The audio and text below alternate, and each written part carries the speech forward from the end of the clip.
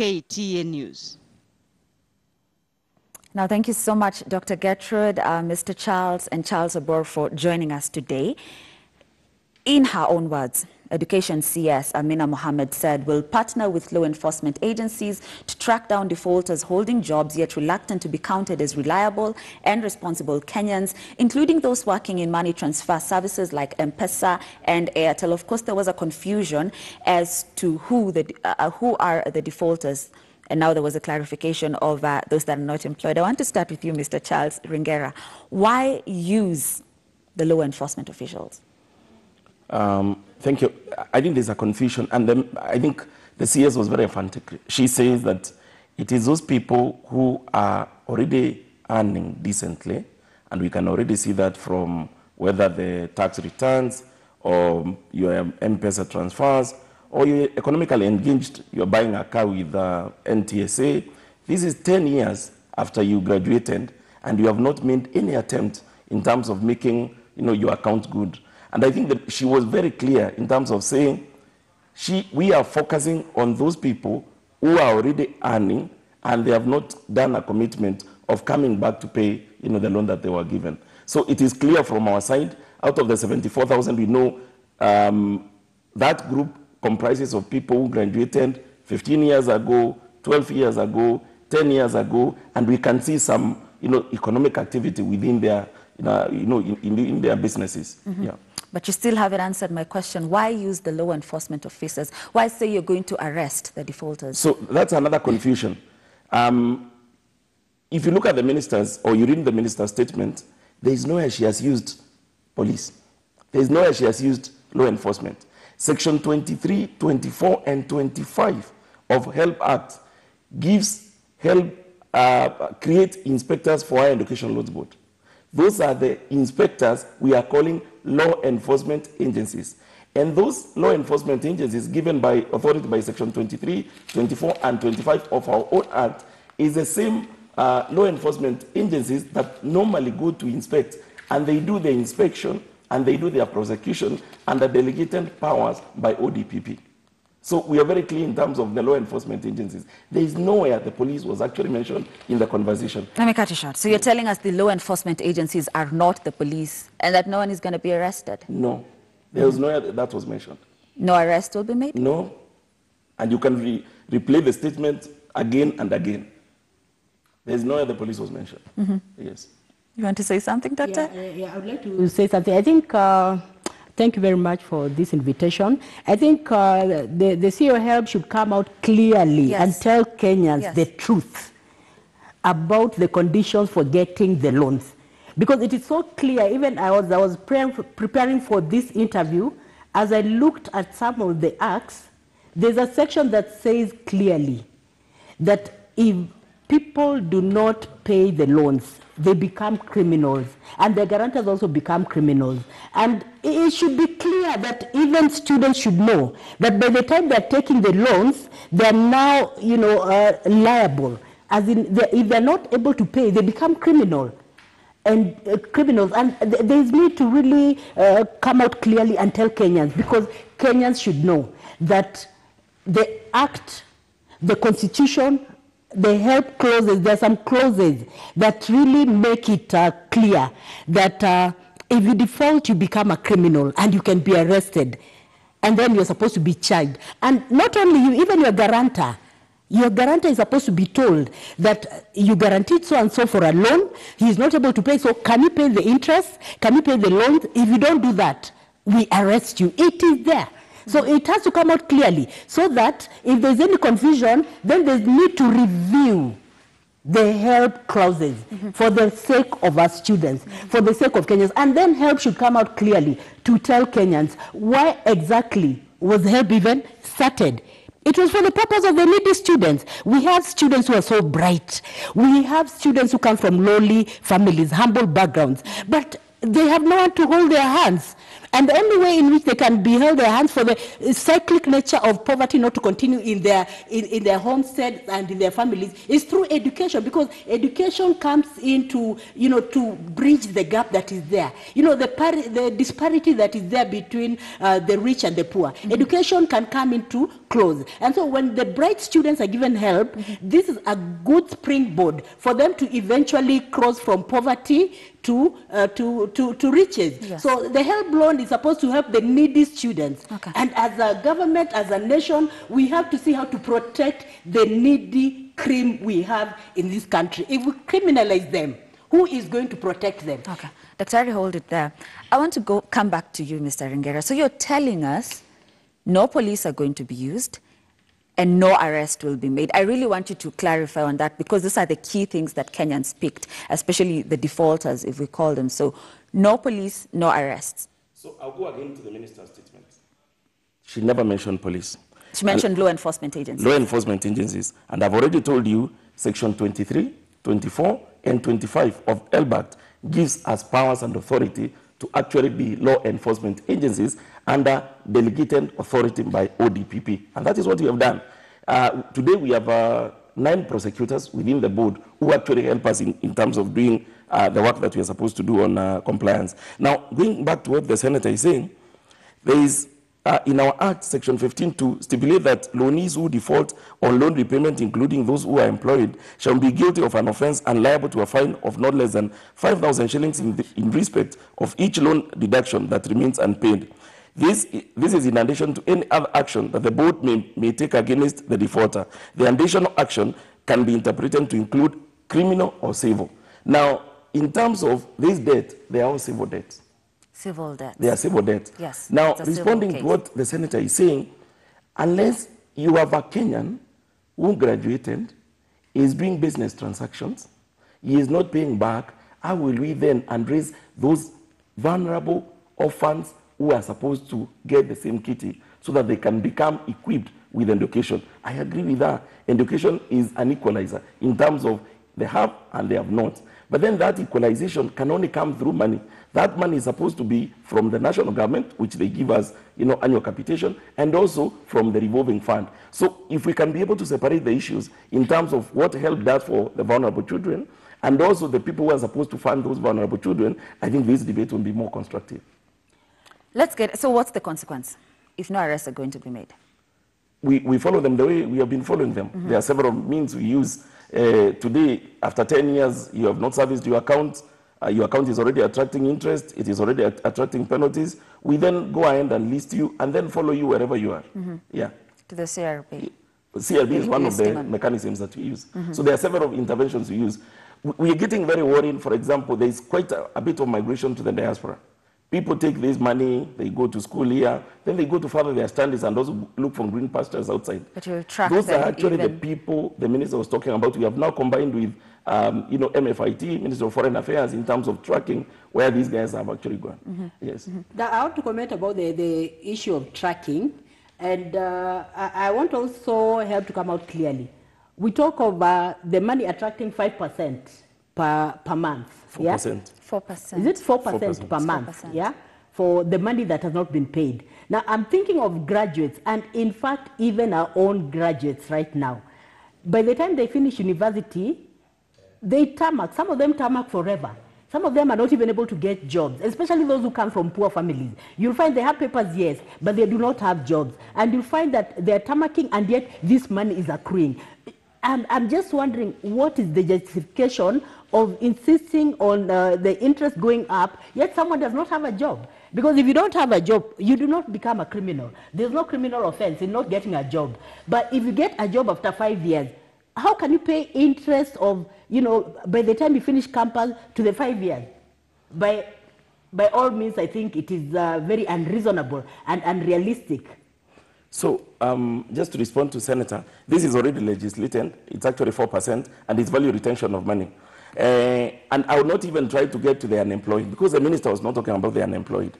I want to talk about this guy who Senator claims is unemployed, but he is actually buying a car.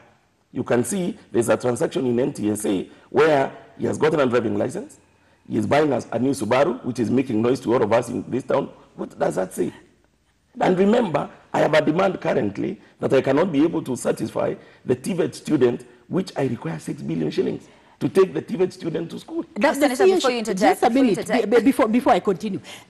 HELB should come out clearly to tell us the main aim of the goal of HELB was to identify the needy students, the cream of this country, and help them access and retain university education. So by the time we are talking of TVET, TVET does not come in because we are talking first of all of the cream. And in 1995, by 1995, HELB was not supposed to support TVET and other university students who are parallel and going out of the country. But we have our own who need to be safeguarded. Those who are poor, vulnerable, and even what HELB is giving them is not sufficient to retain them in the campuses. And that is why you find even girls in universities getting into relationships in order to have their demands met. You'll find some of them even hanging in places they're not supposed to hang. You'll find some of them becoming saloonists. You'll find some boys have even gotten into drug abuse and all that because even what they get is not enough. So forget about TVET first of all, forget about parallel first of all. By the time a student is going for parallel, that is not a needy student. That is a student who comes from a well-off family. And even these students, by the way, who are parallel and who go out of the country, when they get the HELB money, they get it for other things, not for education. And education is basic. So HELB should really come out to tell us clearly what are they doing for the vulnerable, the cream that comes from disadvantaged families. Allow me to interrupt you. I want us to bring in Mr. Abwar in the conversation. I know the minister's statement, and also, as you've said, did not touch on those who are unemployed, right? But you see there's the penalty, which increases 5,000 monthly, right?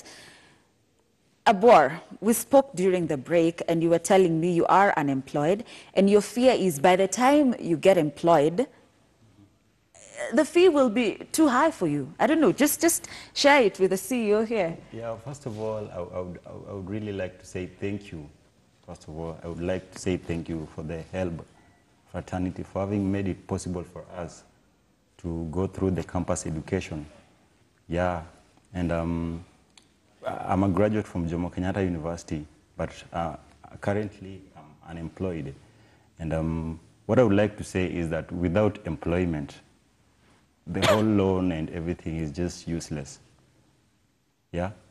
And so it's my worry because right now, the government, actually, I've been listening so much, and what they're trying to do is to run away from the statement that was issued by the Education CS, right? So we already know that they still stand by the statement. They're going to hunt down the defaulters. And that should be a worry to me because in few months, I'm going to be a defaulter, and the interest is going to start accruing. So that is going to be my worry. I'm unemployed, and they're going to come after me. Mm-hmm. Yes.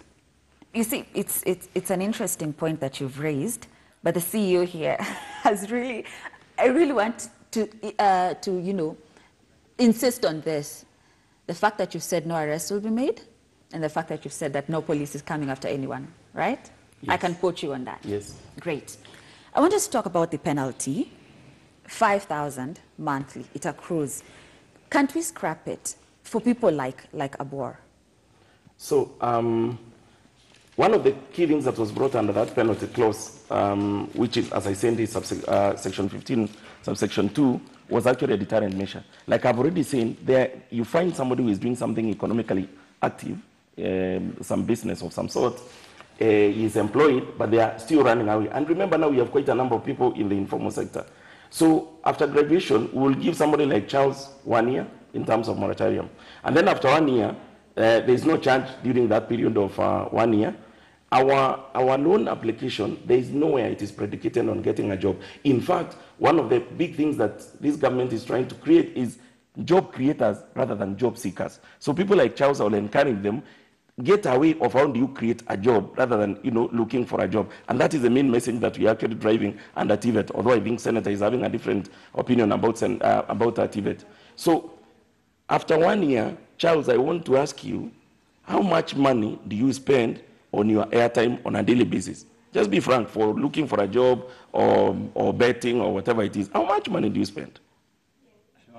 Where would I get the money? No, but you have a line which is already operating. So how much money do you spend on airtime, for example? Now, I just want to intercept. Let him just complain. Just carry on, sir. Yeah. So how much money do you spend? Let's say, give it even 40 bob. per day, because you ask your dad, give me 40 bob. We are saying for the brother behind you, supposing out of that 40 shillings, you commit 5 shillings to help. 5 shillings times 30 days is 150 shillings. Do you know if you commit that 150 shillings, it helps you in terms of that penalty we are talking about. The culture we are trying to bring on board is actually being responsible. Somebody has to know, this is my debt, I have to honor it, so that future generations can be able to benefit from this. Let me come to what the senator was talking about. Excuse me. Let me just ask you something. Well, when you were applying for the loans, I think we had a very clear agreement. Yes. That we would repay back the loan once we get employed. No. Show me. I have your application form. I can give you the loan agreement. There is no, and I know that application form. I know it very well. I mean, we read it on a daily basis. There is no way it is predicated on a job. I mean, think of this person who actually gets out of university and straight away get into a job program. I mean, into self-employment. Yes. Is he not supposed to pay? Because he is not having an official formal job. What he's doing is hustling. But a majority are the unemployed. Yes, we know. Unemployment is now about 54% in this country. And yet, our performing loan is now at about 72%. You know, one thing that I wanted also the senator to understand is HELB is not funded to the level that we expect it to be funded by government. She is in legislative. We already know the resources in this country are having a problem. And it is unfortunate that the senator has not appreciated what the government is doing. The government is moving out of these humanity courses to technical skills. That is why we are moving towards... I just want to cut him short. First of all, the CEO is saying that I do not appreciate what the government is doing. It is really unthinkable for you to say that I do not appreciate when I'm even in the education committee and I'm also as a strong supporter of TVET. What needs to be done is that HELB needs to clear its house. HELB needs to make things in order so that they're efficient in delivering services to Kenyans. What is happening is that HELB does not have an inventory of who has the loan and the mechanisms of ensuring these people do not default.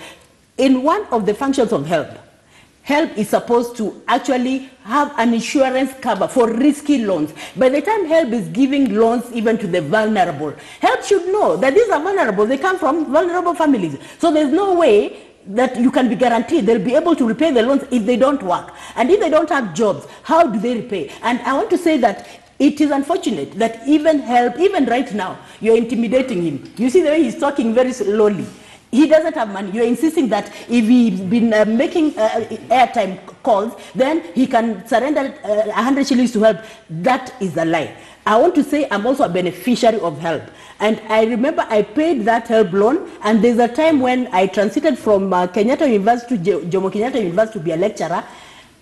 HELB did not receive money from, HELB did not receive money from my employer, but they never informed me. And when I went there after some time, it had accrued. I paid that money, 80,000, that 80,000 I've paid more than 4 times. So the interest is so high, and I want to say that HELB should not work as a Shylock. You have to put your house in order so that you protect our young students who want to aspire and become educated. Because even if they don't have jobs, we are talking of TVET, yes, but TVET has just started, so we cannot say that we are moving away and we are creating employment, they will create employment. It has just started. We don't have graduates of TVET. The graduates we have right now are the graduates like him, who do not know where to get a job. The government has not given them a job. So how do they even help themselves? Even right now, they're frustrated. And then we find some youths are even getting into drugs. Some young girls are even getting hooked to very old men. Take the example of Sharon. The one who just died recently. I have to cut you short. We have to take a break. I'm really sorry about that, but we have to take a short break. We'll be back in a few minutes. But remember, the CEO HELB has clarified that no police are going to be involved. No arrest will be made. He says we can quote him on that. Of course, continue sending in your questions. I see lots of them, and I will do my best to, ask my panelists here. We'll be back in a few minutes.